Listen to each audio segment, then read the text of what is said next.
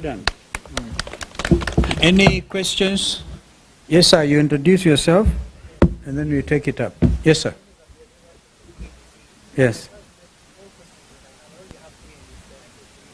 The first question is that when Wiper Martin please call for the appearance of the High Committee for Parliament to talk about some of the abduction cases we are talking about, given that there is a special sitting tomorrow. Secondly, orders that were given to the members of Parliament, there are some MPs who are threatening to impeach the public. We have witnessed what some of nominated members of Parliament, even sitting members of Parliament, where they were even expelled from the House, but yet till today they are still there. So how different will it be for Farah Mali? Okay.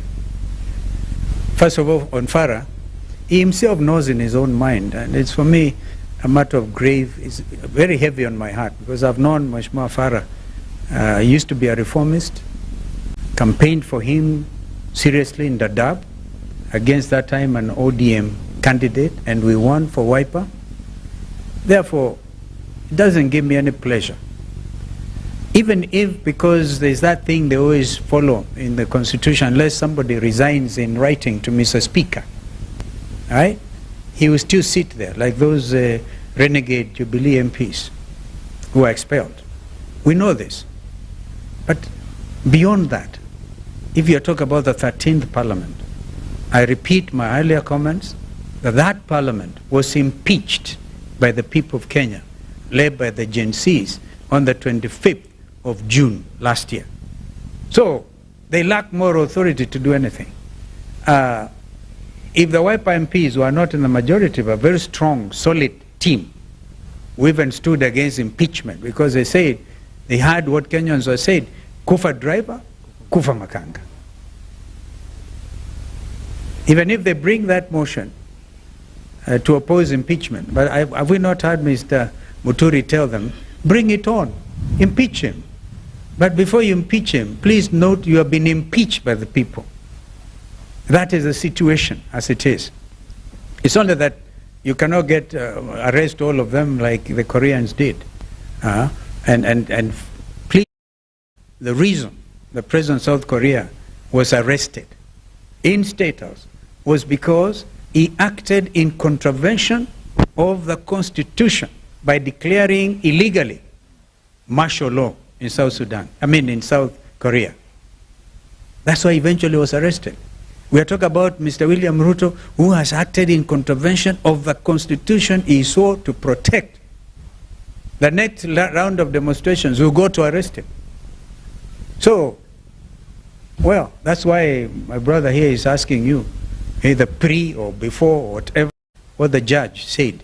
Let him first appear in court. It's a waste of time to call him to a compromise thing. Kumbuka, state capture of parliament. State capture of the economy by Andani. And we led by the front, we led that from the front. We went to court, and William Ruto was forced to cancel those Adani deals, but there are some still standing. Like the health sector is still state captured by Andani.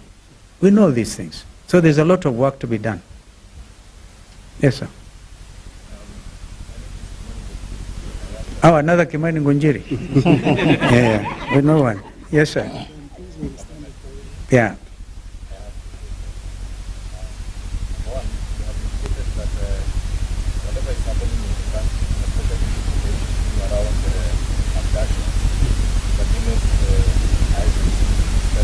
Yes.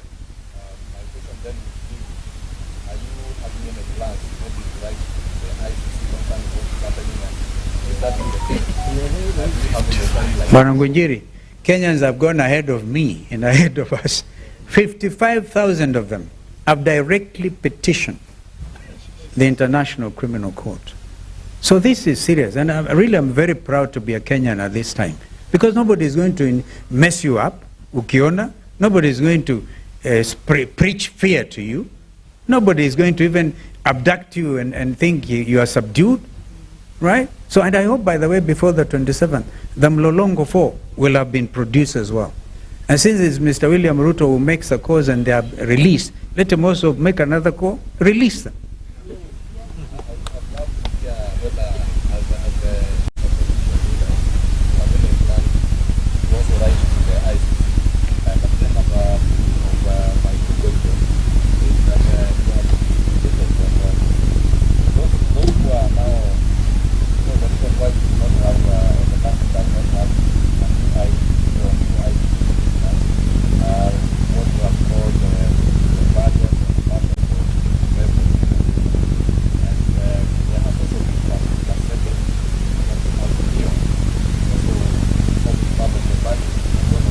We dealt with that matter before, Ngunjiri.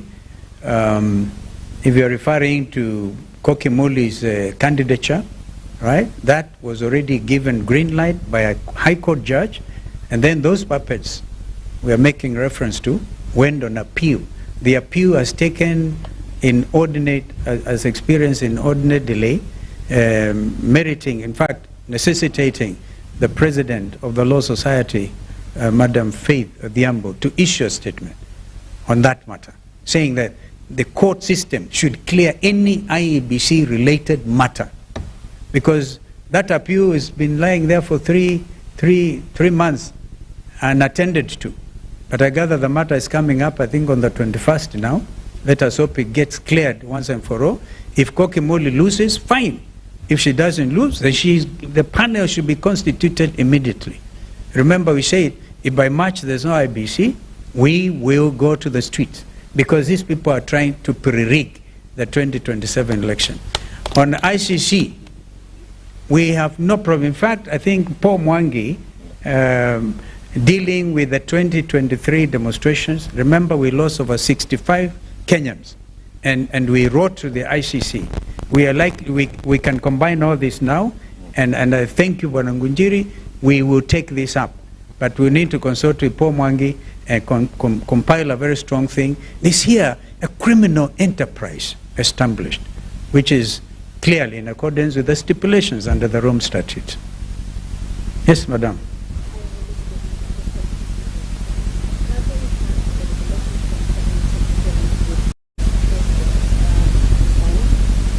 You see, we are saying the highest responsibility is William Ruto. I saw the headline in the Standard calling Nuruddin the chief abductor. It is Ruto who is the chief abductor. So, this is the whole thing. The government, the entire machinery resigned. They got now his deputy president, Kindiki Kithure, poor fellow, was meant to lie. Hey, ajabu ya Kenya. But this is clearly now where we are, and I think this is unstoppable. Kenyans now know the truth, and they are not going to sit and be intimidated anymore. Kwa hivyo, wa Kenya, tujitayarishe. Asanteni.